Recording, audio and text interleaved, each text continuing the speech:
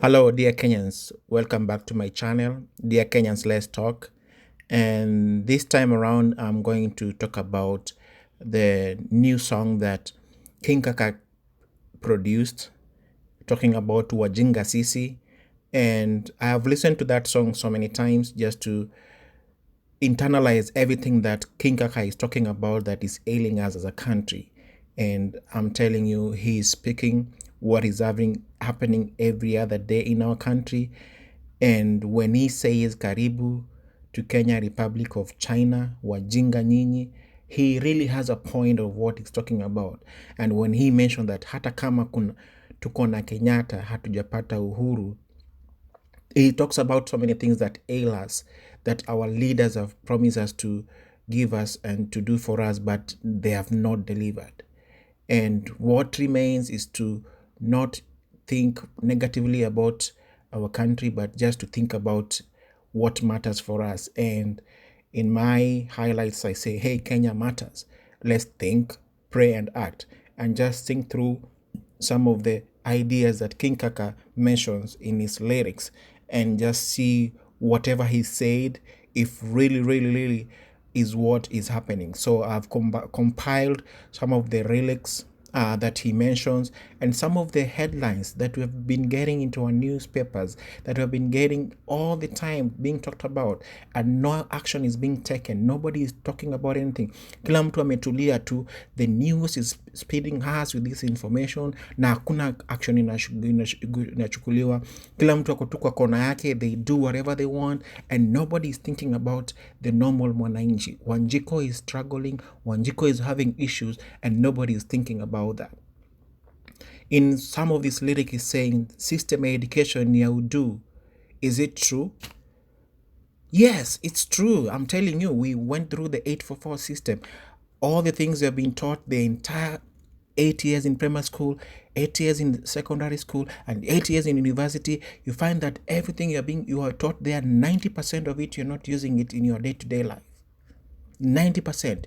Unaenda shule, umefunzwa, una cram in the thought of passing the examination. Ukishapita examination, hakuna mtu atakuuliza pale nje akwambie ni aje, hebu nini dunge hiyo ma H2O ucombine na CO2 tuone itatupatia nini. Hiyo kitu itaweka chakula kwa meza yako.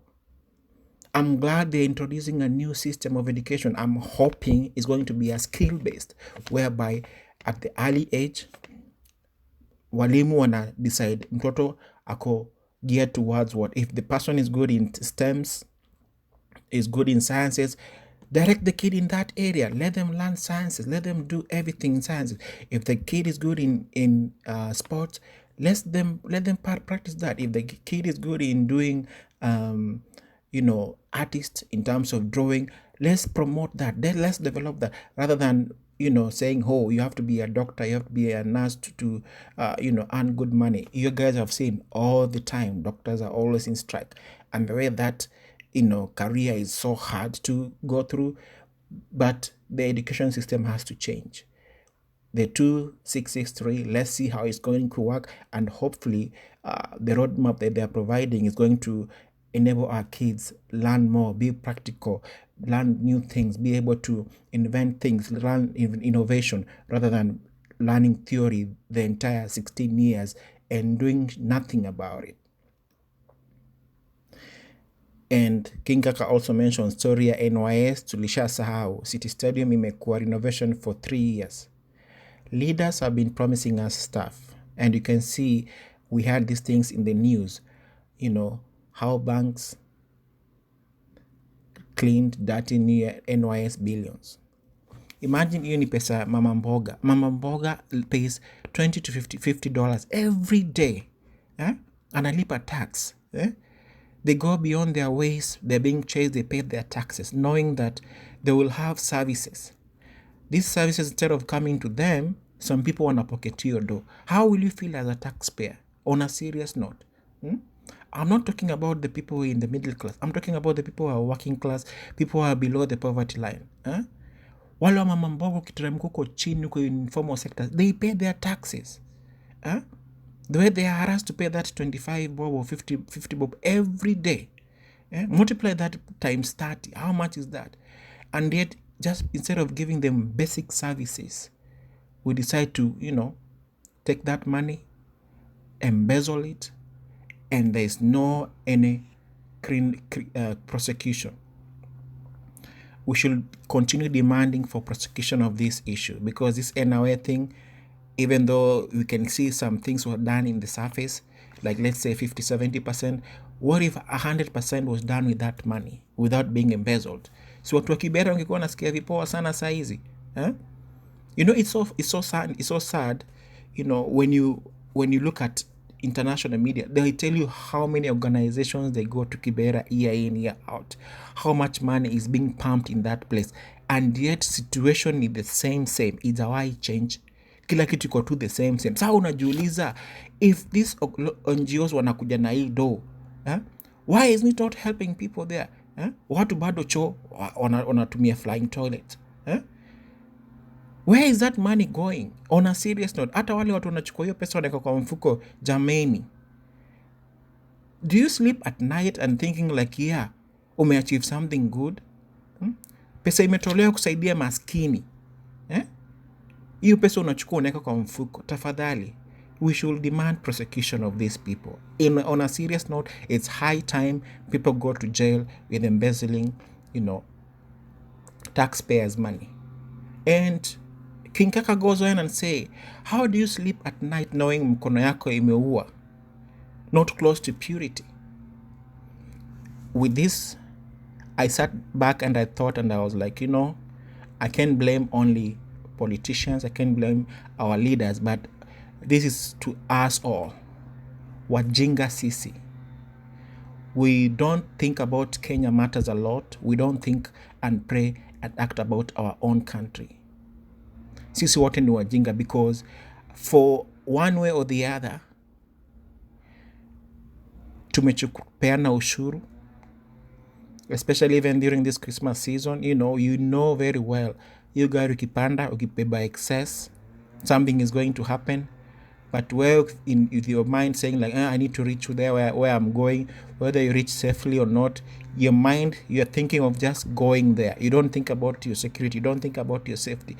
So you end up being the third or the fourth excess person being carried in that car, and then mnenda mnapata accident. Who are you going to blame?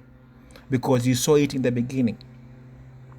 Ushuru tumepeana because the system has made us think like, for you to go ahead, for you to get something that you need to get for free because unalipa tax, lazima upeane hongo.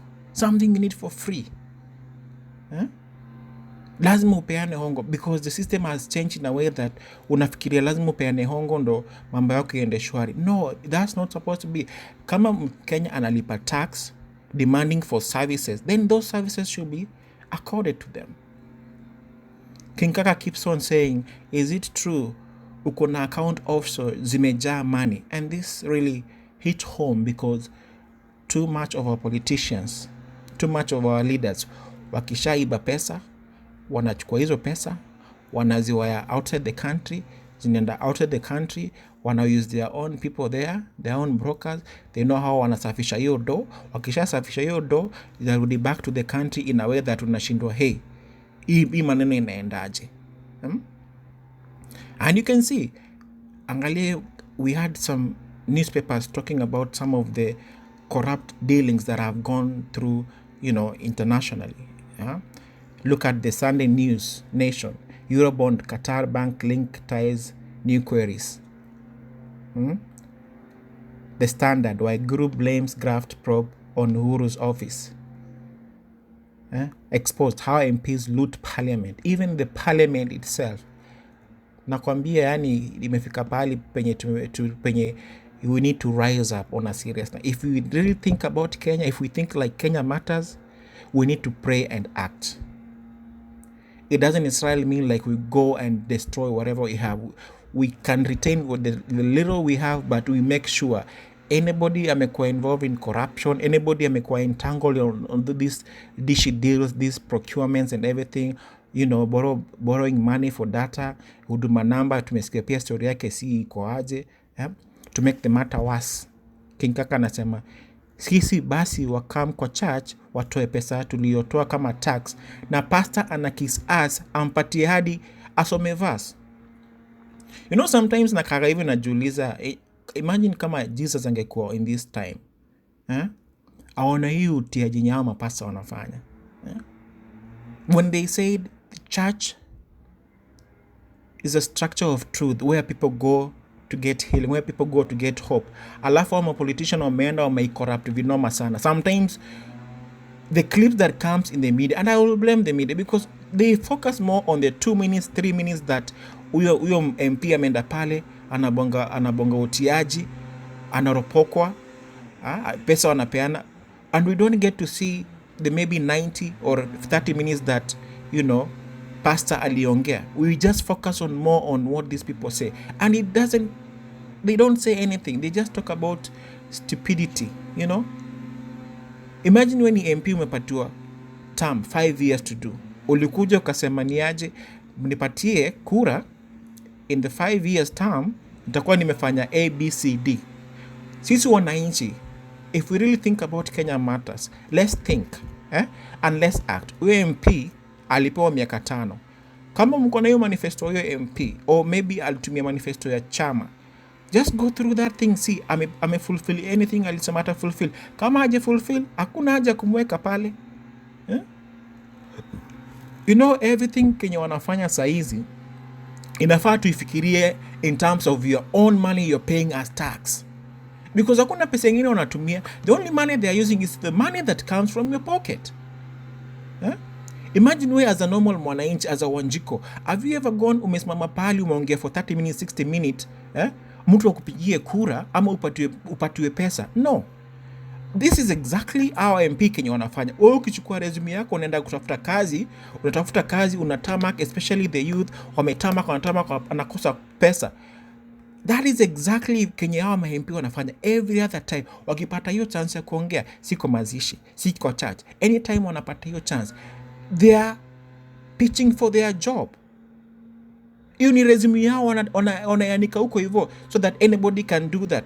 Wewe uwezi enda tu kwa ofisi ama uchukue microphone usimame kwa mlango wenye wanaandika employment uanze kuongea, mention about your resume. You cannot do that. But our MP, that's how they do. But because sisi we don't think and act the way King Kaka anatuambia, we need to be in check every time.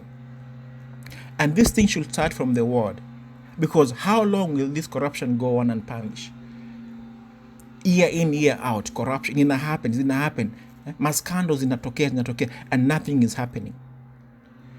You know, we will be blaming, this year afanye hivi na hivi, but that's not the point. The point is, as normal wananchi, just know we have the power ya kutoa watu vinoma sana. We have the power, and we need to use that power to make sure wametoka. If somebody is not delivering, anikwe. Right now, the good thing tuko na social media, anikeni hao watu. King Kaka analia, kazi ni formalities too. Apply in a bounce. And that's what I was talking about. You go and apply for a job as yuko.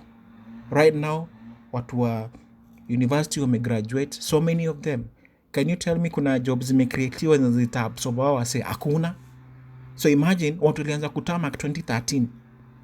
Watu wote wenye graduate 2013, 14, 15, 16, 17, 18, 19. That is 7 years. Unataka kuniambia hii gava imecreate job itaabsorb awase wote? Hakuna. I found a nice article talking about why a job so hard to get in. It's very hard because there is scarcity of them, and our leaders to be elect hakuna kitu wanafanya maana. Imagine having a leader kama Paul Kagame. Paul Kagame ameamua ku transform country ya Rwanda, whereby wana focus more on youth employment. Lakini kuja angalia gava yetu, even hata prezo anajaribu ku create some manufacturing job, unapata watu wanafaa kumsaidia, wana think about the next election. They go everywhere, ile kutanga tu, wanaenda everywhere. Where they go, they just pitch their resume. Tutafanya hivi. Umechaguliwa, you are supposed to be in your constituency for 5 years. Make sure the money you are given inawakia watu wa constituency yako.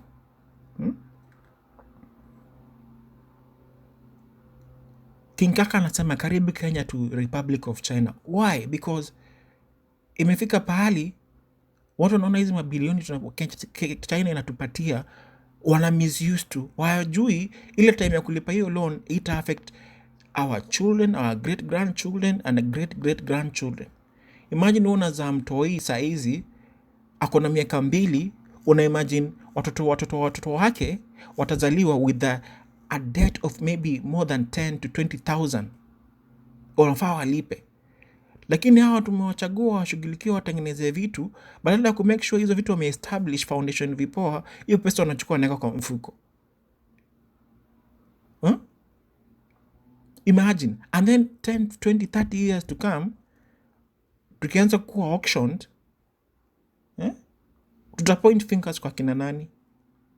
Saizi tuna point fingers kwa watu wako mbele yetu, lakini fingers zitakuwa kupointiwa kwa hii generation yetu. So inafaa sisi tukae chini tufikirie, let's think, act and pray.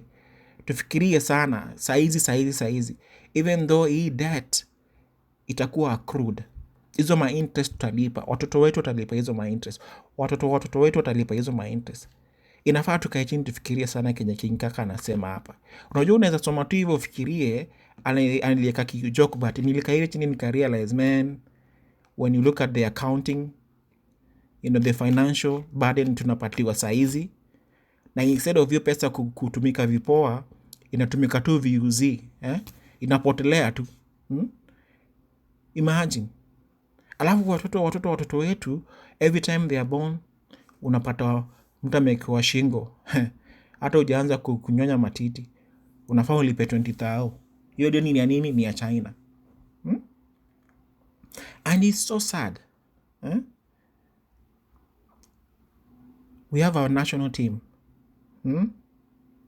Na hii mimi nita blame, I will not only blame Gava, but I think private companies, they need to help Gava, because sometimes tunaweza blame Gava, unataka Gava itufanyie kila kitu, but sometimes hawana do.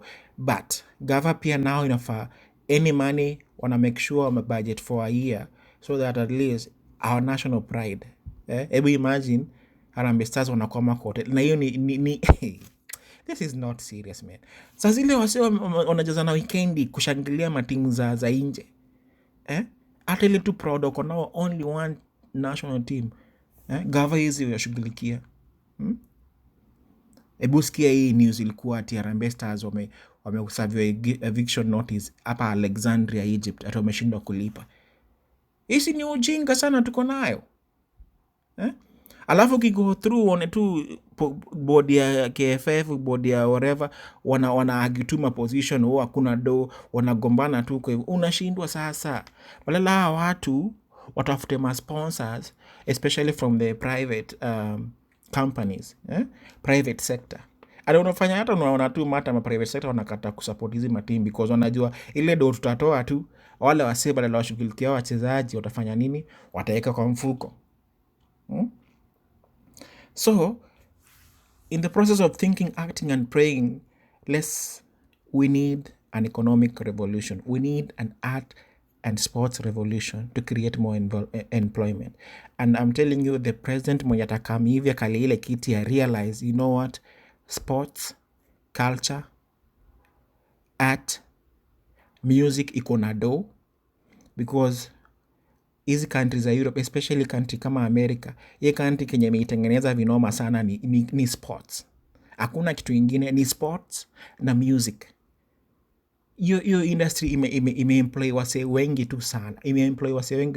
Ile time mwenye president akali hiyo kiti ya realize, man, ama youth wenye kwa hapa hivi chini, because they like sports, they like, music.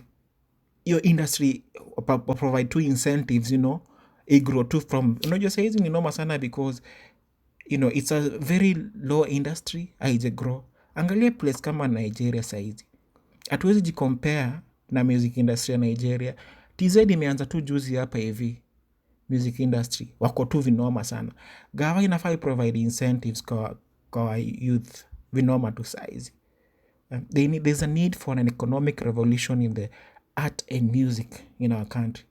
And believe you me, ule preso ama ule leader ata realize, man, hapa hivi nikichapa kaa bilioni 2-3 hivi, unapanga in the next 5-10 years hiyo industry itakuwa imegrow wasee wengi tu sana.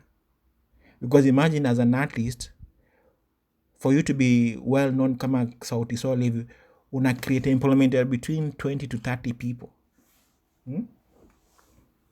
as an artist. Na hiyo entourage ukiikari uende ukiperform, inaendelea ikigrow because of logistics and everything. For example, somebody like Churchill amecreate employment ya wase wangapi? So ule prezo atafikiria aone manze, if I can create maybe 50 Churchills, hii show instead of being hata ikue Kenya, iko within East Africa, sitakuwa noma sana. Itakuwa noma. Ita create ama university wenye graduate saizi, there are people with knowledge. Ile knowledge iko nao ni noma sana. They're very innovative saizi. Ni opportunity wakipatiwa. They can grow this economy vinoma sana. Lakini sasa ubaya shida tuko na leaders zenye wanafikiria tu 5 years. Venye watachukua tu malone. Hizo malone zikuje zitu hande in the next 5-10 years. Hii ni noma tu sana. Enyewe King Kaka hapo ulisema sisi ni wajinga tu sana. Vitu zingine tukiangalia hivi yenyewe kuna venye tu tunajilet down vinoma tu sana. King Kaka pia anauliza in his lyrics, disaster mnakimbia kusema vile mta create inquiry. Hii nao ni story ingine tu yenyewe manze, saa zingine nasemaga tu yenyewe Kenya tuko na shida. Every year tunajua kuna time ya kutakuwa na drought. Every other year kuna kuanga na drought. After drought huko December kuna kuwa na nini? Kuna kuwa na rainy season. So unataka kuniuliza hizi ma university zote tuko nazo, you want to tell me hakuna professor mwenye amekaa chini aka come up na disaster management process ya Kenya yetu? Hata kama ni kutaka kwenda ku benchmarking nje, tuangalie zile countries na face the same climate kama hii ya kwetu huko hivi, hakuna mse amekaa mtu na idea akasema, you know what, gava inafaa in the next 5 years wa plan hivi na hivi na hivi to minimize hizi ma disaster. Lakini unajua hii ni ile tu fala tunakuwa na ile response yetu ni ile kureact. Sasa hizi mvua inanyesha alafu gava ina react. Within 5 days your story inaisha. Na sisi na ujinga yetu tunakulia vako hiyo story. And then drought zikikama watu tukisikia watu wanakufa Maturkana, Masomali, gava inakuja inaanza kusema tuko na enough food za kufeed wase, alafu hiyo time ikifika unapata hata wajiwezi. And then that's where you come and ask, man, wale ma politician wako huko hivyo wanajua hii ni shida inakumba wasee wao. Every other time, you know, it's so sad, every time hizi mafameni zikitokea media ina spotlight hiyo area, mpaka unajiuliza magavana na maseneta wa hizi area wanadu nini on a serious note? Hata wakipewa do they even go beyond their thinking? Wanaenda watafuta, hata kama ni kutafuta sponsors ama watafute wasee kuja wasaidie, waone venye wanaweza mitigate hizi issue. But everything shida ikitokea serikali saidia. Serikali hakuna story inasaidia because you do ni taxpayer, wewe mwenye unatoka mfuko. I'm pretty sure uko Turkana kuna wase wana mama mboga the Wanjikos in Turkanas in the North Rift areas, kuna wale wanalipaga tax on a daily basis. Kwani hiyo pesa wao inaendaga wapi? Hizi ma flood, ma droughts yenyewe saa hizi gava at least inasaidia inatengeneza mabarabara, but we really need to improve infrastructure yetu manze. Tunafaa to improve vinoma tu sana. But the problem is, unajua politician nao ni maaddict wa pesa. Unajua mtu ukichapa bilioni 1 na ujazoea kubudget hata milioni 1 kwako, ukichapa budget ya bilioni 1 unachanganyika. And that money is not even a lot right now. Ni pesa kidogo sana. Pesa kidogo sana. Kiaria yenyewe ile mwenye mama mboga huko anashumbuliwa kutekeleza kulipa tax, analipa tax yake anafikiria tenda kunini huko, kumbe kuna watu wengine huko hivyo wanaenda wana scam hizo story. My importation wanachukua na scam. So ule mama mboga mwenye analipa tax ile yake 25 bob mama 50 bob, it's more useful than ule mwenye ameenda kuimport vitu mob anafaa kulipa tax mob alafu ana evade. Hiyo ni nini yenyewe? Yani inauma sana, inauma, you know? Wanjiko wanaumia sana. Unajua sasa ile imefika pale sasa hizi Wanjiko anafaa kujanjaruka. Wanjiko wanafaa kujanjaruka, tusikuwe tu wajinga venye Kaka kama ana mention. Hii ujinga yetu pia tunaweza use to a positive way, tukuwe wajinga na tujanjaruke na hii ujinga. Unajua, tusikuwe tunanyamaza tu. Unajua itakuwa poa sana ile D-Day au macultures au hizi mascammers kama hii ya Mombasa Port, au maskama au hizi madata hizi ma Eurobond, kuna hizi maskando za health whatever. Sisi kule watashikwa tu wafungwe na wa frozen everything. Unajua imefika pahali sahizi Orezo anafaa kuchaguliwa sahizi, anafaa act kama Orezo wa China, Orezo wa South Korea. Ile design familia yako ikipatikana na hii corruption or whatever, unakuwa ashamed na the entire family yako.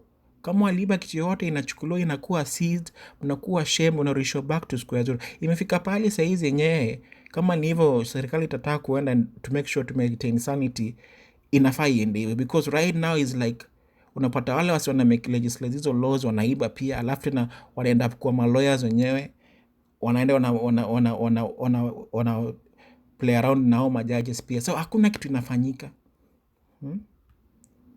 Ile D-Day ita happen whereby wataekwa ndani, itakuwa poa sana. Kaka pia nazidi kusema kwamba stadium ziko wapi, kazi ziko wapi, ile manifesto ili iko wapi? Na hii handshake kwani ni ile sisi ufinya Kenyatta kwa mkono ya karao? Hata kama tuko na Kenyatta hatujapata uhuru. Enyewe hii gava venye ilikami ilikuwa na manifesto moja wazimu sana. Enyewe ulikuwa naangalia manifesto hiyo, unaona man, watu walibonga story ya food security, wakabonga story ya education, wakabonga venye wata create ma stadium. Sasa unajiuliza hizo vitu zote zilienda wapi? Kwanza kuna mmoja nilipata kwa manifesto, ukiangalia 2013 walikuwa wamesema Umoja Sports watabuild 5 new stadiums, moja itakuwa Kisumu, Eldoret, Mombasa, Garissa, Nakuru. Hiyo ni 2013, sasa hizi tuko 2019. Hizo ni miaka 7. Hata sijui kama uwanja ilibaiwa, but anyway, you never know, maybe plans zao ziko different, but it's good to promise or say something, but at least keep them update of what you're doing. Sasa hizi tu story ilienda hivyo, watu wanasema tu pesa zilienda zikakuliwa, angalio news standard ilikuja na a headline, millions go to waste as study Jubilee promised are abandoned. So unashindwa wale wali create inquiries ama wali create the boards au walitupilia mbali hiyo story ama nini kuli happen. Saizi nahitaji ile gawa inakam, because Kenya is a very human capital country. Saizi ile gawa inakam yenyewe inafaa tukae macho tuangalie watatusaidia kivipi. And this is going to be very, very painful because we have to start from square zero. Hii story inafaa ianzie kwa ward. Tusifikirie tu hii story na huko hivyo juu, leader ako huko juu. Unaona saizi hizi ma handshake saizi vile zimetulia, that's when you are seeing the true colors of vitu venye zina happen kwa ground. So the most important thing ni kufikiria venye vitu zina happen kwa ground huko chini. Ule MCA ana perform function yake. Huko kwa constituencies, barabara zinajengwa, shule. Unajua so bad in 2019 unapata watoto wa Kenya wanasomea kwa daro manzee ziko chini ya mti ama daro matope. Hiyo si unguana bana. Hiyo si unguana. Na sasa unasikia gava ina provide free education. Sasa unashindwa hiyo pesa inaenda wapi? Hiyo pesa inaenda wapi? And hii handshake karao, I think Kaka made it well, because ile design tunakuwa so fearful ya makarao mpaka una realize lazima utembee na pesa kuwahonga. Ile ukimsalamia mkono unamsalamia na finje. This thing may happen so much, especially ukidrive kwa traffic. Ile masalamu tu ni finje, katao. It's so wrong, man. Hapa anatushow venye we are rotten as a society. Lakini tusilose hope, because Kenya matters. We need to think, pray and act. That is where we can get solutions to all the things we are going through. And we demand the transparency, we demand service delivery, and we demand jobs, security, and economic growth to the next team of leadership, to the next team of members of parliament, to the next president mwenye atakreative. Because saizi penye tumefika saizi, Ni kama tunaingia jikoni eh? Ni kama tunaungua saizi.